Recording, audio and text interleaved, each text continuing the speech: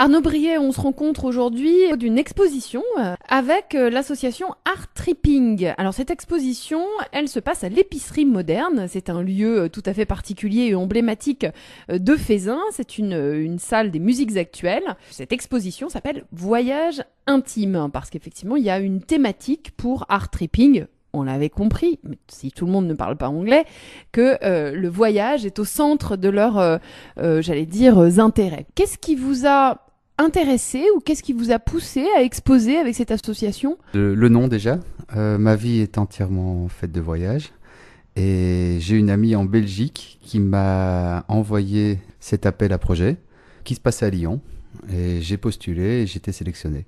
Alors finalement, ça a passé par la Belgique. Vous êtes belge, certes, mais vous vivez à Lyon quand même depuis 20 ans.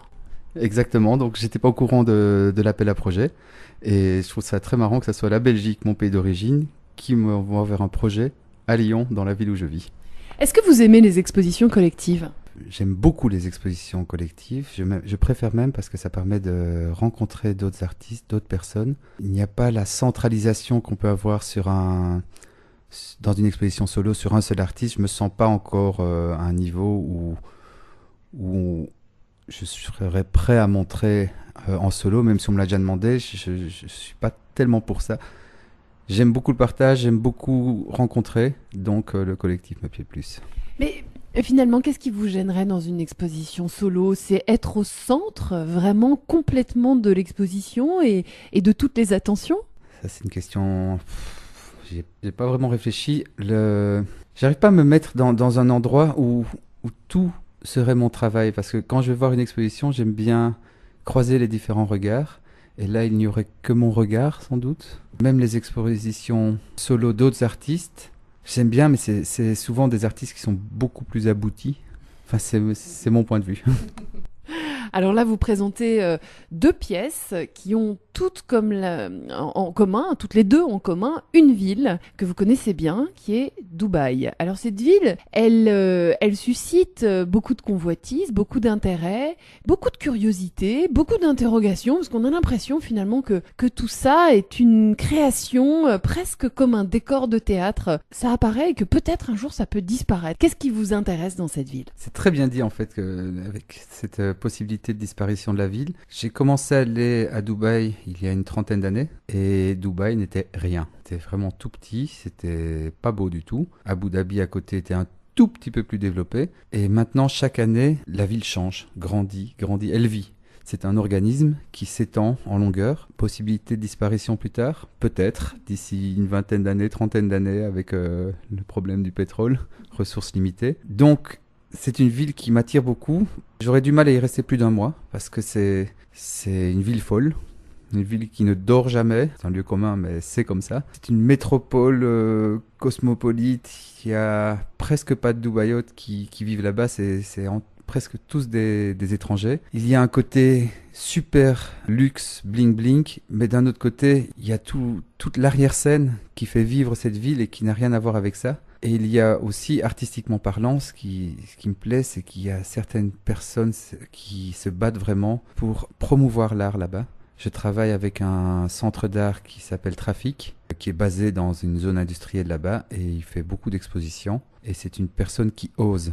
Il faut savoir que Dubaï est encore un pays où il y a la censure, et lui arrive, vu qu'il est d'origine des Émirats, arrive à la contourner, à imposer ses choix, pour faire bouger sa scène artistique dans le pays. Alors, ce qui est intéressant dans les deux propositions que vous faites dans cette exposition, que je rappelle à l'épicerie moderne jusqu'en décembre, c'est que on ne voit pas ce côté bling-bling que vous citez, mais on est au contraire au cœur de cette intimité particulière, dans une vidéo notamment, où on a l'ombre d'une personne derrière des rideaux, et puis une autre photographie tirée sur bâche, on en parlera après, avec un grand portail tout vide. Alors ça, c'est extrêmement étonnant. C'est-à-dire que le regard que vous portez sur cette ville est plutôt immatériel que matériel. Tout à fait. En fait, je vais souvent à Dubaï. Donc, je n'ai plus cette approche touristique Je n'ai en fait jamais eu, ça m'intéresse pas puisque je connais beaucoup de personnes là-bas. Donc quand je vais à Dubaï, je revois mes amis, partage le quotidien. Il y a de l'intime bien sûr puisqu'ils vivent là-bas. Ils parlent de leurs problèmes, ils me parlent de ce qu'ils aiment dans le pays, de ce qu'ils n'aiment pas.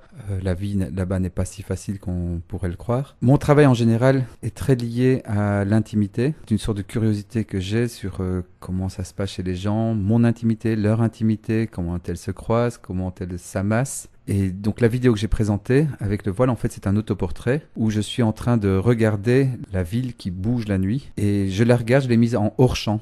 Et j'ai voulu donc filmer mon ombre. Je suis aussi en hors-champ. J'ai filmé mon ombre avec une chaise qui symbolise un peu le fait de se poser, tout simplement. Il y a un deuxième cliché très important aussi, qui là évoque la propriété. Puisque nous sommes devant un grillage en plein désert.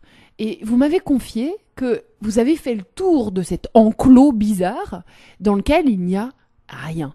C'est-à-dire que là, finalement, c'est quoi? C'est l'obsession de la propriété des Dubaïens? Je n'en sais rien, en fait.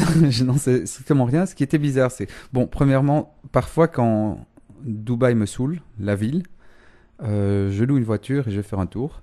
Et là, je me promenais en voiture et puis j'ai vu cette grille pendant 2 kilomètres. J'ai tourné autour, il n'y avait rien. Donc c'était le désert d'un côté, c'était le désert de l'autre. Je me suis arrêté et j'ai voulu prendre une photo qui me plaisait. C'était un spot esthétique qui me plaisait beaucoup. Et aussi avec cette signification du rien d'un côté, du rien de l'autre. Mais il y a une grille. Pourquoi? Je n'ai pas de réponse.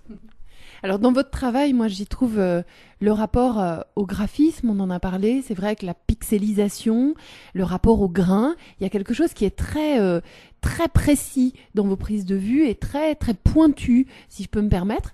Est-ce que vous aimez particulièrement justement cette dimension-là, c'est-à-dire le tirage, le graphisme, etc. Est-ce que ça influe dans votre travail de photographe? Le graphisme, je ne sais pas, on en a parlé hier, donc et ça c'était votre lecture qui m'a beaucoup intéressé. Je n'avais pas pensé à cet aspect graphique de mon travail, même si je fais très attention à la composition. C'est peut-être jouer sur les mots, graphisme, composition. Oui, la composition pour moi est importante. J'aime bien placer différents objets ou choses ou sujets dans le cadre de ma photo, suggérer qu'il puisse y avoir autre chose hors du cadre. J'aime beaucoup travailler sur la présence du hors-champ. Le hors-champ est une horreur, mais c'est aussi très bénéfique pour une image, un film, une peinture. C'est un non-dit.